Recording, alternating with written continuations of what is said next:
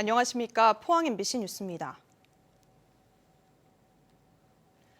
개천절인 어제 경주의 낮 최고 기온이 31.5도까지 올랐는데요. 오늘도 29도 선까지 오르며 낮더위가 예상됩니다. 조주경 기상캐스터입니다. 개천절인 어제는 경주의 낮 최고 기온이 31.5도까지 오르면서 유난히 더운 편이었습니다. 대체 공휴일인 오늘은 어제보다는 덜하겠지만 낮 동안에는 29도까지 오르면서 덥게 느껴지겠는데요. 남쪽에서 계속해서 따뜻한 바람이 들어오면서 마치 여름이 다시 찾아온 듯한 날씨를 보이고 있습니다. 그리고 큰 일교차에도 주의하시기 바랍니다. 오늘 미세먼지는 좋음 단계로 활동하시기에는 무난하겠습니다. 이어서 자세한 오늘 날씨 보겠습니다. 아침 기온은 영덕과 경주 15도 선으로 시작하고 있고요.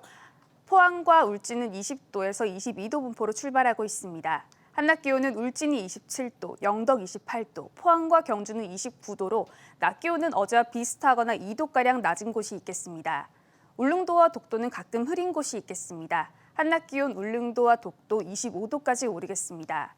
동해바다의 물결은 중부 해상에서 최고 2.5m, 남부 해상에서 1.5m까지 일겠습니다. 이번 주 초반에는 가을비 소식이 있습니다. 일단 울릉도와 독도는 내일 밤부터 모레 오전까지 비가 내리겠고요. 동해안 지역에는 동풍의 영향으로 수요일 새벽부터 밤 사이에 10에서 40mm의 비가 내리겠습니다. 날씨였습니다. 이번 제73주년 국군의 날 기념식은 창군 이래 처음으로 해병대가 주관해서 포항에서 열렸습니다. 문재인 대통령은 기념사를 통해 다시 한번 한반도의 평화를 강조했습니다. 박성아 기자가 보도합니다. 공군 F-35A 전투기가 상공을 가로지릅니다. 해병대 핵심 전력인 상륙 돌격 장갑차가 물살을 가르며 나아가고 공중에서는 아파치 헬기가 전진합니다. 장갑차가 육지에 오르자 곧바로 해병대 장병들이 힘찬 함성과 함께 돌격합니다. 작전명 피스메이커, 평화는 지키는 것이 아니라 만드는 것이라는 의미를 가진 6회 공군과 해병대의 합동 상륙작전입니다. 국군의 날을 맞아 열린 이번 합동작전훈련은 해병대 주도하에 처음으로 포항에서 열렸습니다. 국민의 군대 대한강군의 위용을 해병대의 역사가 살아있는 이곳 포항에서 시연할 수 있어 가슴 벅찬 감동을 느꼈습니다. 기념식은 해군의 최신 대형 수송함인 마라도함에서 열렸습니다. 해병 1기 이봉시공이 국민의례를 낭독했고 유엔 가입 30주년을 기념해 특수전 요원들이 파병 부대기를 달고 고공 강화했습니다. 문재인 대통령은 기념사에서 해병대원들의 노고를 취하한 뒤 군 신뢰를 바탕으로 종전선언을 제안한 것이라며 한반도의 평화를 강조했습니다. 국군 최고 통수권자의 첫 번째이자 가장 큰 책무는 한반도의 항구적 평화를 만들고 지키는 것입니다. 이는 곧 우리 군의 사명이기도 합니다. 문 대통령은 지난 2018년 마리논 사고로 순직한 해병대 장병들의 위령탑을 찾아 참배하고 유가족에게 위로를 전했습니다. MBC 뉴스 박성화입니다. 어제 포항에서는 코로나19 확진자가 1명 발생해서 감염세가 다소 진정되는 양상을 보였습니다. 신규 확진자 A씨는 최근 집단 감염이 발생한 대도동의 유흥주점 관련 확진자와 밀접 접촉해 감염된 것으로 파악되고 있습니다. 방역당국은 A씨에 대한 역학조사를 진행하고 있습니다. 경주시의 코로나19 백신 완료율이 전체 인구 대비 50%를 넘겼습니다. 경주시에 따르면 경주시 인구 25만 2,344명 가운데 12만 7천여 명이 2차 접종까지 완료해서 50.56%로 집계됐습니다. 18세에서 49세 접종 대상자 접종이 마무리되는 10월 말에는 정부 목표인 70% 이상의 시민이 백신 접종을 완료할 것으로 예상됩니다. 경상북도는 내년도 환경부 국비를 올해보다 11% 늘어난 6,192억 원을 확보했다고 밝혔습니다. 2050년 탄소 중립 이행을 위한 필수 사업인 수소와 전기차 보급 사업에 1,027억 원, 경유차 배출가스 저감 사업에 790억 원, 노후 상수도 정비에 790억 원 등입니다. 경상북도는 탄소 중립 그린도시 사업, 수열에너지 보금지역 시범사업 등 내년도 환경부의 탄소 중립 공모 사업에도 적극적으로 대응할 방침입니다. 대구와 경북 CCTV 통합관제센터의 관제 인력이 규정보다 적습니다. 더불어민주당 한병도 의원이 행정안전부로부터 제출받은 자료에 따르면 대구 통합관제센터 관제요원 1명이 관리하는 CCTV는 52대, 경북은 67대로 모두 행정안전부의 1인당 50대 기준을 넘었습니다. 한병도 의원은 CCTV로 발견하는 실시간 범죄 건수는 늘어나고 있지만 관제 인력은 턱없이 부족하다면서 치안 사각지대가 발생하지 않도록 관제 인력을 확충해야 한다고 지적했습니다. 한편 전국적으로 CCTV로 발견된 범죄는 지난 2017년 11만 4천여 건에서 지난해 29만 9천여 건으로 2배 이상 늘었습니다. 산업재해를 신고하지 않거나 은폐한 사건의 절반 이상이 50인 미만 소규모 사업장에서 발생한 것으로 나타났습니다. 더불어민주당 윤준병 의원이 고용노동부로부터 받은 자료에 따르면 2017년부터 올 8월까지 산재 발생 사실을 고용부에 신고하지 않거나 은폐했다가 적발된 사건 4,646건 가운데 50인 미만 사업장이 2,723건에 달해 58%를 차지했습니다. 윤 의원은 코로나19의 영향으로 근로감독 공백이 현실화되고 있는 상황 속에 소규모 사업장의 안전사각지대도 늘어나고 있다는 지적이 제기되고 있다며 불시 감독 등 노동부의 적극적인 대응을 주문했습니다. 원자력 발전소 사고에 대응하는 소방관들의 방사선 보호복 노후율이 62%에 달해 교체가 시급한 것으로 나타났습니다. 국회 행정안전위원회 한병도 의원이 소방청으로부터 제출받은 자료를 보면 원전 사고를 담당하는 소방관서의 방사선 보호복의 62%가 내구 연한을 넘긴 것으로 조사됐습니다. 월성 원전을 담당하는 경주소방서의 경우 보유하고 있는 모든 방사선 보호복이 낡은 것으로 나타났고 울산 온산소방서가 71%, 울진소방서가 70%의 노후율을 기록해 뒤를 이었습니다. 한 의원은 소방청은 노후화된 방사선 보호복을 조속히 교체해서 원전과 방사능 사고 대비해 만전을 기해야 한다고 밝혔습니다. 붉은색이 아닌 노란색의 황금빛을 띠고 있는 부사교배 품종인 사나노 골드, 이른바 황금 사과라고 불리는데요. 청송군은 사과 주산지의 명성을 잇기 위해서 이 황금 사과를 집중 육성하고 있습니다. 황금 사과는 젊은이들이 좋아하는 맛이라고 합니다. 여름 홍로와 늦가을 부사 사이에 수확해서 틈새 시장 공략에도 상당히 기여할 전망입니다. 이호영 기자입니다. 청송군 현서면 사과 재배단지. 붉은색이 아닌 노란 황금색을 띤 사과가 초록색 잎과 대비를 이룹니다. 이른바 황금사과 시나노 골드입니다. 이 사과는 15블릭스 이상 당도와 잎따기를 하지 않아 노동력이 절감되고 수확 후 저장성도 매우 좋아 농가의 호평을 받고 있습니다. 신맛과 단맛의 조화로 사과 소비가 부진한 미래 고객인 젊은 세대에게도 인기가 높습니다.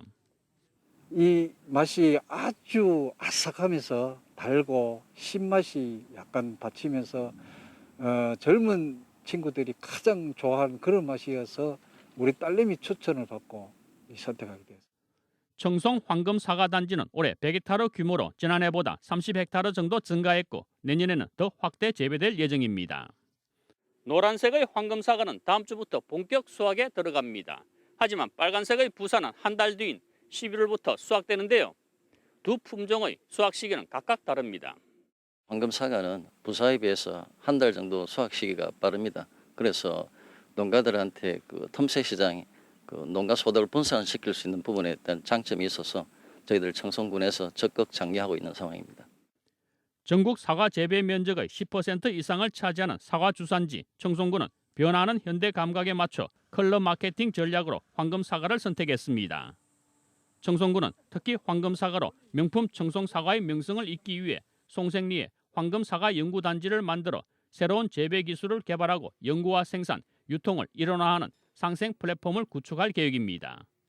미래의 고객인 젊은 세대와 100년 대계를 꿈꾸는 황금 사과는 농가의 새로운 소득 장목은 물론 점차 북상하는 사과 재배 환경 극복에도 도움이 될 전망입니다.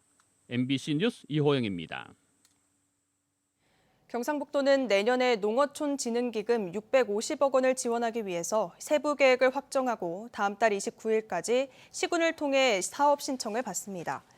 지원 규모는 농가와 어가, 경영안정시군사업에 409억 원, 농식품 수출 가공산업과 귀농인 그리고 청년농부 지원 사업에 162억 원 등입니다.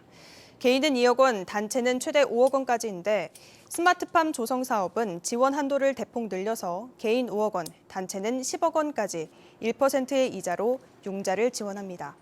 또 39살 청년 농업인에 대해서도 스마트팜 조성 사업의 상원 기간과 마찬가지로 시설 자금은 5년 거치 15년 균분 상환, 운영 자금은 3년 거치 5년 균분 상환으로 대폭 연장했습니다.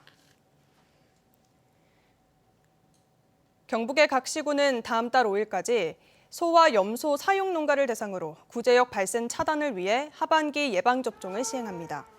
공수 의사를 포함한 공무원이 축산 농가를 직접 방문해서 접종을 지도하고 농장 방역 상황을 종합적으로 점검합니다.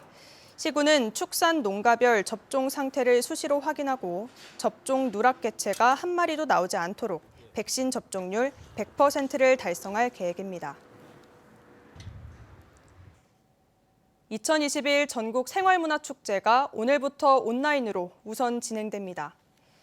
이번 온라인 축제는 메타버스 가상공간 플랫폼 메타버스 팡팡과 온라인 생중계 방송국 채널 생활문화TV 팡팡에서 진행돼 애플리케이션이나 유튜브를 통해 참여할 수 있습니다. 한편 본 축제는 오는 8일부터 10일까지 이틀간 포항 해상공원에서 열릴 예정입니다. 경상북도 최고장인 명품정이 오는 9일까지 경주 엑스포 대공원 문화센터 1층 전시실에서 열립니다. 이번 전시회에는 경북도 내에서 선발된 최고 장인들의 도자기와 석공예, 하회 디자인, 한복 등 다양한 작품들이 전시됩니다. 전시회는 경주 엑스포 대공원에 입장하면 무료로 관람할 수 있습니다. 울릉군 농산물 가공지원센터에서 농산물 가공과 관련한 창업 아카데미 교육이 열립니다. 이번 교육은 농업인들의 관심이 높은 농식품 포장 디자인 방법과 세무 관리, 농식품 원가 관리 등 다양한 과목으로 구성됐습니다. 교육 기간은 오는 15일까지로 교육 대상은 지역 내 농산물 가공과 유통에 관심이 있는 농업인과 예비 가공 창업자 22명입니다.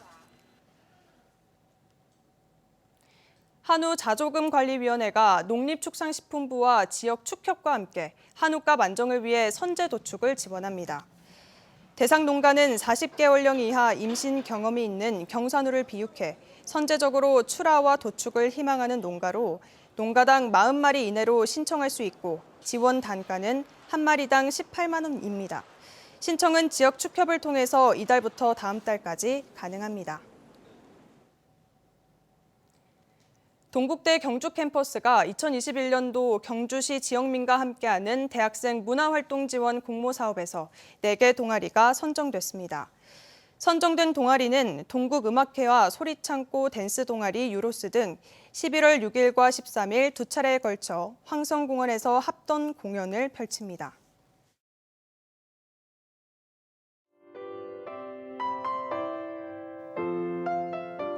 개천절인 어제는 경주의 낮 최고 기온이 31.5도까지 오르면서 유난히 더운 편이었습니다. 대체 공휴일인 오늘은 어제보다는 덜하겠지만 낮 동안에는 29도까지 오르면서 덥게 느껴지겠는데요. 남쪽에서 계속해서 따뜻한 바람이 들어오면서 마치 여름이 다시 찾아온 듯한 날씨를 보이고 있습니다. 그리고 큰 일교차에도 주의하시기 바랍니다. 오늘 미세먼지는 좋음 단계로 활동하시기에는 무난하겠습니다. 이어서 자세한 오늘 날씨 보겠습니다. 아침 기온은 영덕과 경주 15도 선으로 시작하고 있고요. 포항과 울진은 20도에서 22도 분포로 출발하고 있습니다. 한낮 기온은 울진이 27도, 영덕 28도, 포항과 경주는 29도로 낮 기온은 어제와 비슷하거나 2도가량 낮은 곳이 있겠습니다. 울릉도와 독도는 가끔 흐린 곳이 있겠습니다. 한낮 기온 울릉도와 독도 25도까지 오르겠습니다. 동해바다의 물결은 중부해상에서 최고 2.5m, 남부해상에서 1.5m까지 일겠습니다. 이번 주 초반에는 가을비 소식이 있습니다. 일단 울릉도와 독도는 내일 밤부터 모레 오전까지 비가 내리겠고요. 동해안 지역에는 동풍의 영향으로 수요일 새벽부터 밤 사이에 10에서 40mm의 비가 내리겠습니다. 날씨였습니다. 이상으로 포항 MBC 뉴스를 마칩니다. 시청해주신 여러분 고맙습니다.